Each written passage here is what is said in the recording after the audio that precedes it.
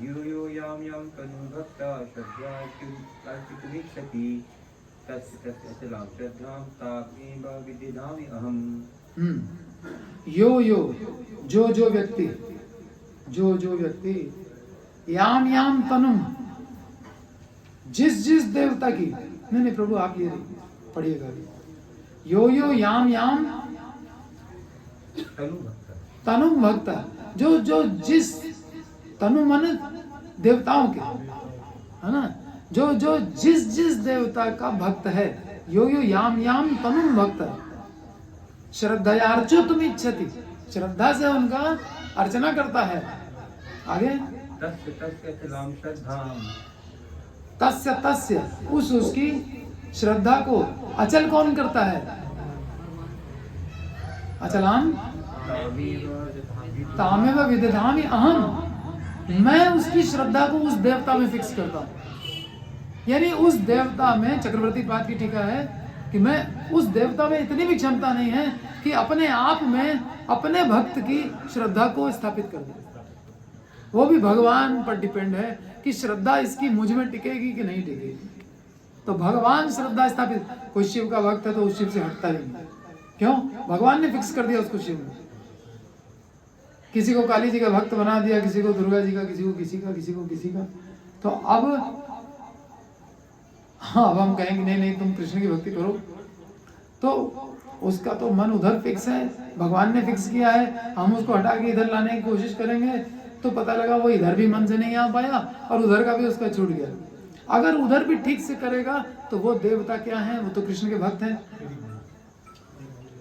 वो उसको एक दिन जब गंभीरता से उनकी भक्ति करने लगेगा, देखेगा शिव जी भी माला लेकर के कर रहे हैं, जब, है ना, आपने देखा होगा एक डंडा होता है ऐसे सीधा, फिर उसमें यू शेप में बना होता है, उस पे हाथ रख करके शिव जी माला लिए बैठे हैं। अनेक चित्र देखे हूँ, कैलाश पे बैठे हमेशा राम नाम जपते रहते हैं।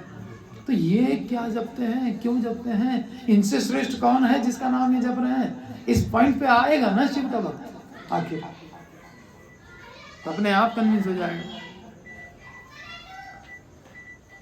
तो श्रद्धा किसने फिक्स की? ये भी क्षमता नहीं देवताओं में। अच्छा, अब आगे अगला श्लोक।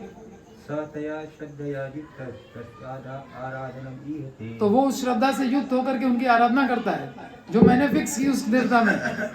अब लभते च तथा कामान, जिस कामना से उस देवता की इच्छा कर रहा था, पूजा कर रहा था, क्योंकि देवताओं की पूजा कामना से ही की जाती है, निष्काम भाव से नहीं। तो वो जो कामनाएं पूर्ति हुई वो किसने दी? मयैव विहितान हितान, कृष्ण कह रहे हैं कि वो भी मैं ही देता हूँ। यानी कामनाएं पूर्ति मैं कर रहा हूँ, श्रद्धा तुम्हारी मैं फिक्स कर रहा हूँ। तो फिर सीधे सीधे मेरे पास आ जाओ ना जब सब काम हम ही से कराना है।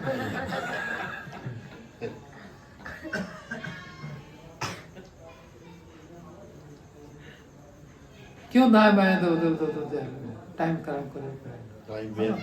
देवता भी प्रसन्न होंगे, वो भी भगवान के भक्त है, वो देखेंगे हाँ मेरे इष्ट के पास जा। शिव जी से पूछा पार्वती ने कि किसकी आराधना सर्वश्रेष्ठ है? तो शिव जी ने कहा आराधना नाम सर्वेशाम विष्णु आराधना परम, विष्णु की आराधना सर्वश्रेष्ठ। आप शिव जी से ये सीखो, दुर्गा जी से सीखो।